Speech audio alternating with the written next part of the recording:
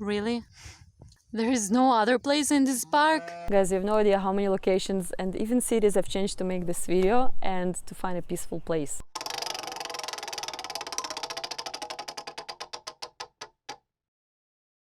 So you probably want to know what this project is all about, or maybe not. Anyway, this video is going to be about that. Yes, and again, please forgive me for my video making skills and my English, both are not my mother tongue. And of course, before I start, thank you for any single smallest action you take to support us. It was super scary to start exposing our work, and we did not expect so much love and support and kindness flying in our direction. And that was powerful. So thank you for knowing how meaningful your support is and for providing us with this endorsement. And of course, a quick reminder, by watching, subscribing or sharing our content, you are allowing our project to exist. Now we can start. No, wait. Prologue. 3 years ago, I moved to Rome. This city has everything. Arts, history, sports, people, events, parties, shopping, all from all. But as typical to a big city, it is also dirty, unorganized, full of anger, traffic issues and smog. So even for me, one who considered herself a big city girl, it might often be overwhelming. And I started to look for my ways to escape from it almost every weekend, even just for a few hours. My mind and soul were begging for a pause, for a switch in a scenery, for systems restart. Now, I moved to Rome as a student, and as you might have assumed, I had no money, no connections, no language. And that's why it was sometimes challenging to organize these getaways or trips from the city. And the first ones, I have to admit, were quite average. Joking. Usually it was a train that costed about 6 euros for a round trip, a tramezzino for another 1.5 euros, and if I would be into something really fancy, I would stay overnight in a mixed dormitory for another 18 euros. And it was not that bad. It was actually quite exciting. In fact, budget was not the main issue of mine. The main problem was lack of information. I was willing to visit new and fascinating places that were reachable by public transportation and that are located not too far from my city, because I didn't have much time to travel. Apart from several great advice I've received from my new, mainly international friends, I didn't have a good source of information on the places I could visit around the city. And looking on Google Maps, I knew Rome was surrounded by amazing locations, such as parks, lakes, archaeological spots, sites for extreme sports, and on. How do I choose where to go? How do I know whether it's really worth seeing? How do I know it matches my budget? How do I know it is reachable by public transportation? How do I know how long does it take to get there?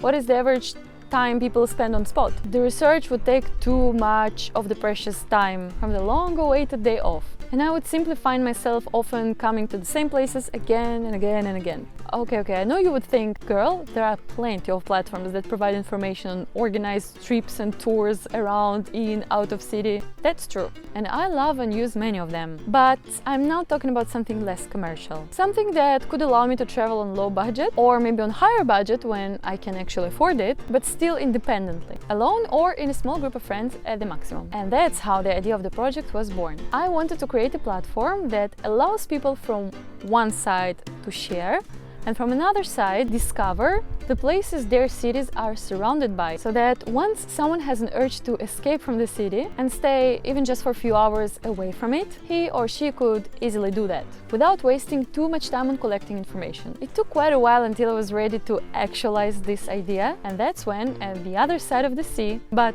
ironically in the same country I'm coming from, I found Alex. Alex had a very similar dream, but a different point of view. He's a father of 2, and every weekend he needs to take his family somewhere to travel, so that they could rest from the city clutter, discover new locations and sightseeings, and stick together. I have to admit that at the beginning the difference between our perspectives scared me a little bit. But I have then realized that it was actually the biggest advantage of our team. It completes our project, adds more values and ideas into it, and prepares it for a wider audience. And so we began working on our product.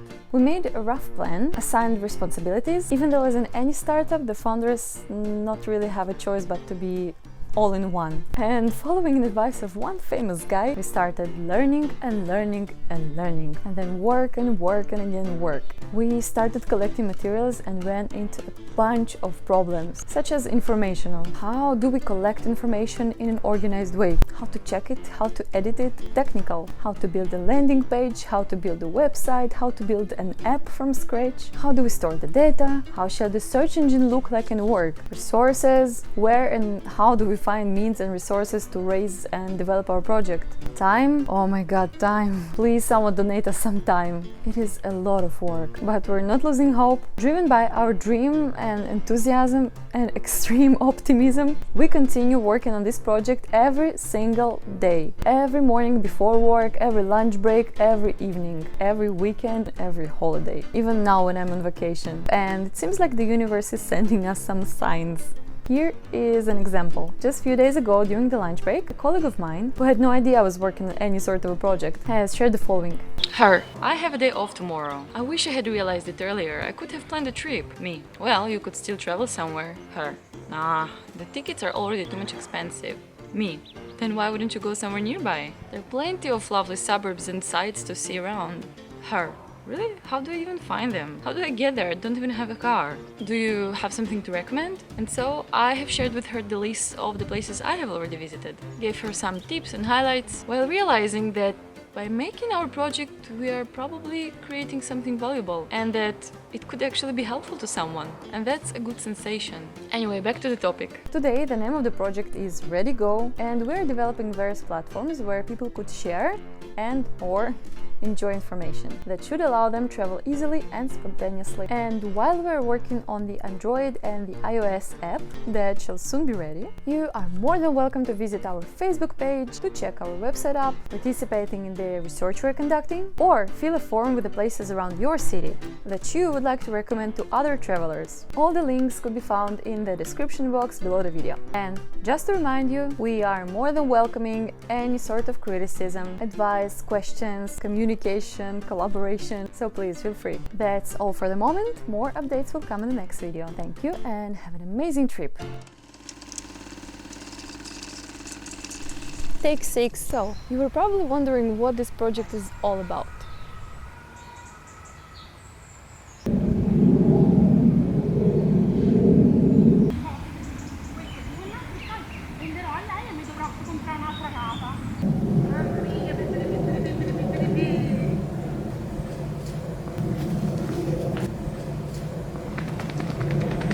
Ah, no, caretta. Via da lì, dai. Dai. Andiamo. Qua. Brava. 1, 2, 3. Poi. Asia.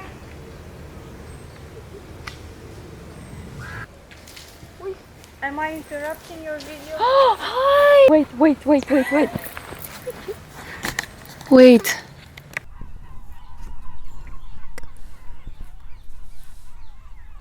I have to show you how challenging it is to make a video.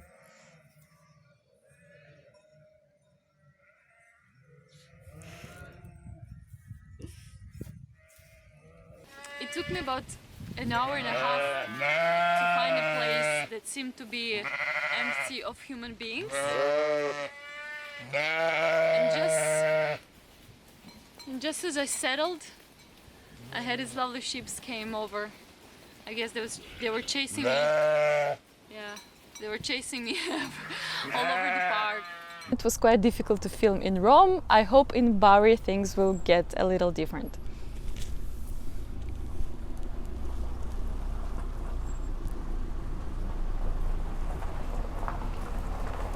Well, and yet, please don't mind the dog. I don't know what this noise is. I don't see any car or plane or dinosaurs around.